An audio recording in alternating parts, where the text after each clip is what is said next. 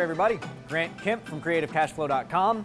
Today we're going to talk about the Whetstone. The Whetstone. I mentioned this a lot through the other videos, and so here is your training on how to use the Whetstone. The CreativeCashFlow.com Whetstone, it's made to sharpen your skills. It's made so that you can practice with numbers, just come up with stuff and sharpen your skills. And it's also made for you to use on production, right? You practice like you play. You always want to have things set up to where you're already used to analyzing deals in that way, so that when the real deal comes and you start analyzing it, it just feels like you're practicing and it's going to be easy to you. So that's the way that I've designed this, is so that you're going to have all the same numbers put in the same place in the same order, and you'll get used to it. But the key here is practice. You have to practice. You have to practice with this. So when you download the Whetstone, which you can download from the description, it's going to have instructions on it. It's going to kind of walk you through a little bit of what you're supposed to do on this, but let's get a video instructional to go along with it, why don't we, all right? So the first thing that you're going to do is you're going to go to your county CAD. Just look up a random street name, whatever street might be on an area that's going to work for you, right? I have a house on Rex Lane over here in Garland, and that's a good house, that's a good street for us because it's got a lot of those $100,000, $150,000 houses, that kind of thing. But just pick a street name, start picking houses off of it, and run with it.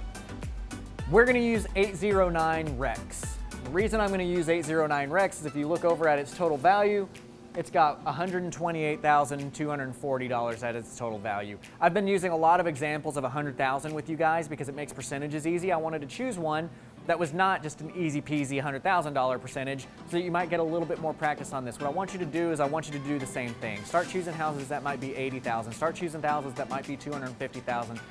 Go everywhere in between and just pick numbers out of the air to make it work. So now that we've chosen that one, I'm going to just round down. I'm going to say it's worth $128,000. In this first field in the Whetstone, for our ARV, we're going to use the appraised value from CAD for now. When you get your real lead in, obviously that would be a comped value. So what's our rental comp? Well, typically rental comps are going to be somewhere between 0.75 and 1.25% of the ARV, typically. And that's kind of what we run into. My rule of thumb for what your payment is going to be on a PITI payment when you sell your house with owner financing, it's typically 1% of the sales price. And those are typically going to be right along with the rental comps. So with this, I'm just going to go with a nice and easy 1% because I can do that in my head. I like easy numbers, so that makes us a 1280 rental. Now just make up an underlying lien remaining principal. Just make it up. This is going to be your lead calling you, and you're just going to throw something out here. And I'll tell you, when I put this together, I was just throwing numbers out. So I didn't know as I was making this if this deal was going to work or not, but that's the point. That's the point of doing this. So I just threw out $102,000 is what they owe. Their house is worth $128,000. Also going to make up this number. What's the underlying interest rate? I put 4.5. Usually I'm running into interest rates that I'm taking over sub 2 on houses. The interest rates are typically between 3.5%, 6.5%, somewhere in there. So just choose something kind of within that boundary. What is the underlying lien's remaining term? Well, I'm just going to throw out 22 years because typically my underlying liens are anywhere between 18 and 28 years left on their mortgage when we're buying it subject to. So now you get to use your calculator, use that information that you just came up with, the underlying principal, the interest rate, what the rental comp is. Oh, I'm sorry, you don't need the rental comp. The interest rate and the underlying lien remaining term, and then you can solve for the underlying lien payment. Watch our 10B2 calculator video to show how to use that calculator. Again, I can't stress enough, it's the lifeblood of this business, and this is kind of the reason why right here. So I find that our payment, principal and interest, is $609.33, okay? What do we have in arrearages? Is the seller behind on payments? If so, how much? You might just make this up as you're practicing, but if you have a real lead, you'll get that information for them. I threw out $8,000. How many repairs are needed? In a dollar amount. I don't care what the actual repairs are, but what's the dollar amount? So $7,000, we're gonna throw that out there. Now our cash contract price right here, again, remember this is created to where you can use it on any kind of lead, right? So with our cash contract price, ideally we're gonna shoot for 75 cents minus repairs, which is gonna be our cash contract price. Ideally you want less, right? Typically when I'm doing a cash contract, I'm getting for anywhere between 63 and 78% is usually where I'm getting a deal at. So that's what I tell you right here. Practice with anything from 63 to 78% of your ARV and then subtract repairs out of that. But we're going to shoot for that 75-cent number right now, and that means that our cash contract price would be $89,000. Well, guys, you'll notice I wrote $89,000 in red because they owe 102. If they owe 102, I can't buy their house for 89, right? So even though I'm going through this exercise and I'm putting it on the paper just so that I kind of see what it would be, I also know right away that this number's not going to work. So I just marked it in red for myself to say that that's not going to work. Now the owner financed offer, this next section right here, this is going to be a section that as you start to practice and as you start to get used to this kind of deal, then you would start to use this section. Right up front, we're just going to ignore it. Right up front, when you're just starting to learn the Whetstone, don't worry about it. Just use the ARV as the contract price, right? Use the underlying remaining principal as the contract price. Just assume you're going to buy it for what they owe. However, there are going to be times, and there are going to be leads that you run into where they may owe 102, but they're unwilling to accept anything less than 110, right? So that would be where you would use this field. Your contract price would then be 110, and then your cash up front needed. What if they need $3,000 at closing? Well, you would put your cash up front at $3,000. That's how you would use those two fields. But for now, when we're just learning, we're going to assume that you're going to do the underlying remaining principal. That's your purchase price, and there's no cash out up front to the seller. This is just for you to get used to running these deals. So for now, I'm going to just mark red through those two fields because we're not going to use them. We're going to move to page 2. So right up top, we've got our wholesale sales price on this deal. Now, typically wholesalers in my area are doing it 80 to 82 cents of the ARV minus repairs, and that's going to be the price that you can push a deal out through your email list into a cash buyers list. So if I do that, if I run it at 80% on this deal, that means that we've got to sell it at $95,400. So this is another one of those, and I'm putting in red because I can't sell it for $95,400 if they owe 102, right? It's just not going to work. They're not going to come up with that much money because I would still have to make a profit on top of that. So I still want you guys to put these numbers in there. I still want you to run it because it is going to help you sharpen your skill, because there are going to be times where that number does make sense. But just make a little notation to yourself. It just doesn't make sense on this one. What is our owner financed sales price? Here's the thing. I've got a note on there that says that you can do 105 to 110. As far as if you compare the retail price of this property to the owner finance price, you could probably get 105% or 110%. But when you're running these deals, I really want you to do it conservatively, right? We've talked about this in both the knowns and unknowns video and in the backing into a deal video. When you're analyzing the deal, you want to use your conservative numbers, because if you get aggressive on these numbers, if you come in here and you say, I know that I'm going to be able to sell this house for 110, and then something happens and you can't sell it for 110, well, if you bought the house on the 110 number, you bought wrong. Now you've got the possibility of losing money. If you can't hit that aggressive 110, you might lose money on it. However, if you sell the house, if you run your numbers by selling the house for 100% of retail, which is not being aggressive, this is just what it would go for retail, anything that happens different is going to be happening positively, because you might be able to sell for 105 or 110, right? So we're going to run conservative. We're going to go 100% on this one. I'm going to put 128 in here. Owner financed agent commissions. Now, I pay 3% to my agents to bring me in a buyer on my owner financed homes. Here's the thing, 3% is not an easy number to come up with in your head. However, 1% is.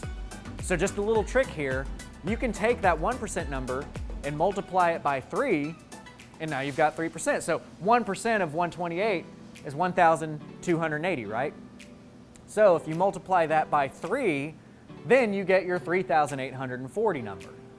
So some numbers are easier than others, but same thing. You know, if you need a 30% discount on a house, let's say you're talking to a seller, you can keep eye contact with them, right? If you know you're trying to buy at 70 cents, you can keep eye contact with them. If you know your ARV is, whatever, 120, well, 10% of that is 12. So 30% is going to be 3 times that 12. You've got $36,000. So you're going to take 120, back off 36 from it, and then you know in your head what your 70% mark is, right? So that's just kind of a quick way that you can be doing math, be running your deal in your head while the negotiation process is happening.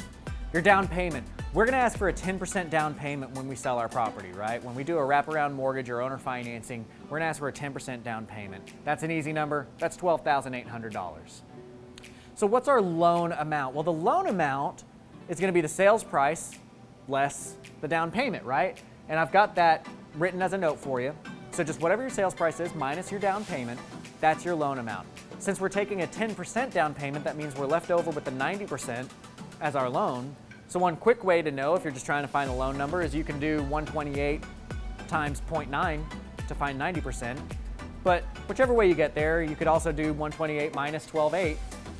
You have a loan amount of 115,200. What's our loan amortization? Well, we're always going to use 30 years when we're running our deals, right? 30 years, 360 months. The reason we're doing this is, again, because you want to be conservative. Why would I choose 360? Why would I choose 30 years? Well, A, it's the most common one that buyers want. Most commonly, they want to get a 30-year note. But B, when you do a 30-year note, your payment is lower, right? If you get a 15-year note or a 10-year note, the payment's going to be higher. So if we're analyzing our deal using 30 years, that means that we're running the lowest payment that we would expect to get in. Therefore, we're buying conservatively, and anything that happens on top of that is going to be gravy. If we ran our numbers at 15 years, we would get this large payment. We might back our deal out and say, oh, well, shoot, I'm getting $3,000 a month on this deal. That means I can pay $2,200 a month. But then let's say that you turn out and nobody's going to buy it for 15 years. You have to sell it on a 30-year note. Now, all of a sudden, you're only getting $2,000 a month, but you agreed to pay $2,200. Now you're losing money. We don't lose money. We invest. Our sales interest rate, the going rate is 9.5%, but it's typically going to be anywhere between 8 and 10. So just stick with a number there, but I always use 9.5 because that's what I know I'm going to get from my buyers. And the sale, principal, and interest payment. Again, use your 10B2 calculator. In this case, we've got a payment of $968 and 66 cents. So that's our sales side. So we did our acquisition side, our what's the lead look like? We did our sales side. What's our disposition going to look like with owner financing? Now we need to look in the escrow. Now we need to see what our escrow information is. What are our taxes, insurance, MIP, all that kind of stuff. So for taxes, that's an easy one. That's one of the reasons why I had you go to the CAD in the first place to pick an address, because now you can just click on that address and see what their taxes are. So if we go back, this is the CAD for, was 819, I think, Rex that we chose. So you can see total estimated taxes are $36.15. So we find that in the CAD. And again, I want you to watch the basic understandings and the taxes video to figure out what we're looking for when we're looking for taxes. The short story here is you always want to make sure that you're not getting any deductions taken out on the CAD right there. And if you are, you need to know how to recalculate this to put the proper numbers in. But watch those videos to learn more about that. For now, I understand that because my taxable value is $128,240 across the board right here, there were no deductions taken on this property. Therefore, my $36.15 number is correct. So I'm going to go back, and on my Whetstone, under that section on the escrow, annual taxes, I'm just going to write in $36.15 with 48 cents. Annual insurance. This is going to be 1.5% of the owner financed loan amount, okay? When you sell your property with owner financing, you're going to sell it for $128, you're going to collect a down payment of 10%, and that leaves a loan of $115,200, right? That's the number that you're going to use to calculate your monthly or your insurance on. So we're going to use 1.5% of that loan number, which is $1,728. MIP and PMI, this is a very important one, okay? When you buy a house with subject to, if that loan has MIP or PMI on it, this is not something in the escrow account that you can pass on to your buyer. I'll say this in my wraparound video, I'll say this in the subject to video, but I don't care what the escrow account is because at the end of the day, it's the buyer that's paying that, right? At the end of the day, who pays taxes and insurance? The person who owns the house. I don't own the house anymore. My buyer owns the house. However, PMI and MIP is not something that the buyer pays. PMI and MIP is something that we have to absorb. And because I didn't know that whenever I was starting this business and did several deals in my first year, I'm currently not making about $90,000 a year that I could be making because of money that's being lost, being chipped away from MIP and accounts, right? Because the mistake that I made was I looked at my seller's mortgage documents, and I said, okay, well, their PI is $628. I don't care what's in the escrow account. So if I charge this guy 9.5%, I'm going to get $968. Therefore, I've got about $300 of a difference. I'm making $300 in cash flow. Sweet, let's do the deal. Well, come to find out, a year later, wait a minute, I do care about something that's in that escrow account. I do care about PMI and MIP because even though taxes and insurance are being paid by my buyer, MIP is not. And so a little $40, $60, $70 at a time, now I'm losing about $90,000 a year because I was not paying attention to that. Guys, if you question me on how I say that there's so many gears that are turning in owner financing, that you've got to do these things the right way and really watch through these series and learn the full education, there you go. Wouldn't you like to make an extra $90,000 a year and over something so minor, so easy to miss? So anyway, once those things get paid off, then I'll be making that money back again. It's not like I'm losing money, it's just opportunity cost. It's something that I didn't account for on the sales side. And if you watch our wraparound video and you watch about the PMI and the MIP video, I'll show you some ways that you can still kind of recapture that fee, even though you can't pass the fee on to them. What's another way that you can recapture that? We'll talk about that as well. But for now, just know that it's going to be about 0.5% to 1% of the original loan amount. I'm going to go ahead and say that the original loan amount on this house was $115, and that means that my PMI is going to be $575. By the way, in our basic understandings video, we talk a little bit about PMI versus MIP. PMI, private mortgage insurance. MIP, mortgage insurance premium. FHA has MIP. Conventionals are PMI. Same kind of thing, different name. Conventional, you can remember, is not government-backed, right? Conventional is not a government-backed loan. Therefore, it's done by a private entity. Therefore, you have private mortgage insurance. Whereas FHA, that kind of thing, government-backed, you've got MIP, all right? So add up those numbers, those previous three numbers. You've got a total annual escrow of $5,918.48, which you divide that by 12 to get your monthly escrow payment of $493.21. So let's move on to the next page, page 3. Now we start talking about our profits. Well, what would our net profits be if we sold this house retail? In our case, we're probably not going to be able to do that, but let's just look. I typically say run 93% of the ARV, and that's what you should be walking away with from the closing table, roundabout. Now, those of you who are newer in the business and might not have connections and might not have that kind of stuff where you can get away with some discounts, you might want to run it at 90%, be safe, because Joe Schmo is typically walking away with 90% of the sales price because you've got an agent fee of 3% for both sides, that's paid by the seller. You've got title insurance. What if you have to pay for a survey? You know, what other kind of closing costs are you having to pay for? That kind of stuff. That all adds up. Well, you got 6% just in agent fees. You've got another % or so in your title costs, and then there's other closing costs and closing fees, that kind of thing. So you can run it anywhere you want. I put 93% on here. But if you were able to sell it, that's where you would put that in there. But we can't sell for cash because we couldn't buy for cash, right? What is our net profits on the wholesale? Well, it would be the cash contract price versus the wholesale price, and we couldn't buy it for wholesale, right? I want to step back just for a second. We're all about being creative. I put a mark through this net profits on the retail side because I typically say if you're going to buy with cash, sell for cash. If you're going to buy with owner financing, sell with owner financing. It is possible to go in there, buy it with owner financing, and sell it retail, right? You could take over on the 102, subject to. You could bring them up with $8,000 worth of cash flow, which if you watch our other video series on this, on how loans work and everything, you'll see that $8,000, and this is specifically in the subject to video, that $8,000 that you would catch them up on, not all that $8,000 is going to go towards their principal. Maybe 2 or 3 of that might, so you might have a loan of $99. And then you've got $7,000 worth of repairs.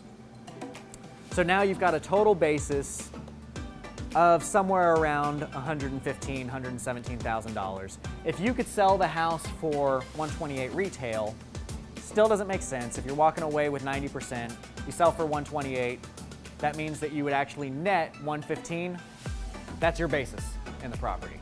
So that's why we've got a red line here. But sometimes you can buy that house subject to, put in the repairs, put in the back payments, and then put it up on retail sale and make money off of that one. So don't close doors for yourself. You got to mix and match. That's what this is all about. That's why I say we're creative cash flow. We're going to be creative about it. You've got tools now that I'm giving you, and they're tools, and I always say it's your bat belt. You got different tools in your bat belt. You got to pull out for different situations, and you can always mix and match those. Anyway, let's move on. the owner finance down payment net profits, okay? So we're gonna do this. We're gonna compare our cash out versus our cash in. This is talked about in both the how to back into a deal and the knowns and unknowns video on how you're gonna compare that to get your cash upfront number. But we got a down payment of $12,800, right? But we had to spend more than that. We spent on the agent commissions, we spent on the repairs, we spent on the back payments. So you've got $12,800 down, you had $7,000 in repairs, you had $8,000 in arrearages, you had $3,800 in agent commissions, which means that at the end of the day, you had a net negative of $6,040. So we're gonna put that in our owner finance down payment net profits. We are a net negative, and this is in the net negatives video, if you remember that, of $6,040, okay? And that's not the worst thing in the world, and you'll see. Our owner finance cash flow net profits. This is going to be the sale principal and interest less the underlying lien principal and interest, okay? Which is $359.33, okay? So at that point in time, we look at our equity, and we see that our equity is $13,200. Now that's the difference between the owner financed loan and the loan that we have taken over on, right? So we took over on 102, we had an owner financed loan of 115. So what we look at here is we've got $6,040. We're making a cash flow of $360. How long is it going to take us to catch that up? 16.81 months, which really converts into 17 months. And you know, I just realized I did something in here, and I'm going to leave it this way just to prove to you how easy it is to mess these things up, because I didn't include the PMI in this cash flow. That PMI that we were paying out, I didn't include that to subtract out of my owner finance cash flow net profits. Now, the reason why is because I have now gotten to the point where I found a way to pass on that fee without having to actually pass on that fee. And you can do that through different mechanisms. So I do encourage you to watch the wraparound video, and I do encourage you to watch the PMI video to understand how to go about doing that so that you can keep your whole cash flow. But just as much as I was just telling you how I'm losing $90,000 a year because of this, that's exactly what you can do. So be careful to pay attention to all of the details on this. And then again, if you want to learn how you can avoid having to miss out on that money, watch those other couple videos. But this would take 17 months. And for those of you who know my rules of thumb, I want to get caught back up in about 18 months, right? So we're not going to make any money on this for the next 17 months. We're going net negative of $6,040. We're not going to make any money for the next 17 months. But that's okay. And why is that okay? Well, let's look. How much would you make on this deal? Total, you're going to make a net income on this deal of $181,814. That's assuming you go to the full amortization. You were only out of pocket $6,040. $6,000 to make $181,000. Your cash flow is going to be $360. Once that 17-month period is up, a year and a half from now, you're going to start making $360 a month. That's good money. $360 a month is good money. Do this a couple times a month. Do this 4 or 5 times a month. That starts to add up. The cool thing is, once you pay off the underlying loan, now all of a sudden, the entire owner financed payment is coming to you. That $968 that your owner finance buyer is paying, now that's all yours. So in 22 years, whenever that loan gets paid off, you're gonna be sitting on the beach and you're gonna be like, wait, what month is this? February. Oh, and then you look at your bank account and all of a sudden you just got a raise from $360 to $960. It's a $600 raise out of nowhere just because you were able to get that underlying lien paid off in time. So guys, this is really powerful stuff. Using this Whetstone, again, it's a way for you to analyze these deals, and I want you to go through and just go through your CAD and start making stuff up and start practicing and start running these deals, because you've got to get good at analyzing. You've got to get good at analyzing. You've got to know what relationships occur between certain things changing. And with this kind of deal, you can just go back and you can say, okay, well, what if I got an 8% interest rate? Would it work there? What if I got a 10% interest rate? What would happen at that point in time? What if I had to buy it for 110 instead of the contract price of 102, right? And just start playing with it. Change one number and see how that affects the rest of the deal. The reason why is that at the end of the day, when you start talking to your seller and you've got a lead sitting in front of you, a lot of this stuff becomes second nature. Like, I don't have to run my Whetstone anymore. A lot of this stuff I can do in my head. I can do this entire Whetstone in about 30 seconds by using my calculator, and I'm gonna write down maybe 4 numbers on a piece of paper, right? So I can be in the middle of a conversation with somebody, literally talking to them about their Chihuahua Fluffy, while I'm running numbers on my calculator, coming out with what my offer is gonna be to them. And it's because I sat down and I ran analysis and I just made stuff up and I got good at this kind of stuff. So I encourage you guys to do the same thing. Like always, if you need more hand-holding, I do personal mentoring. There is a full set of lessons on CreativeCashFlow.com. If you've not signed up for the top level there, just understand that we go really in depth with everything that's going on in owner financing and real estate investing in general.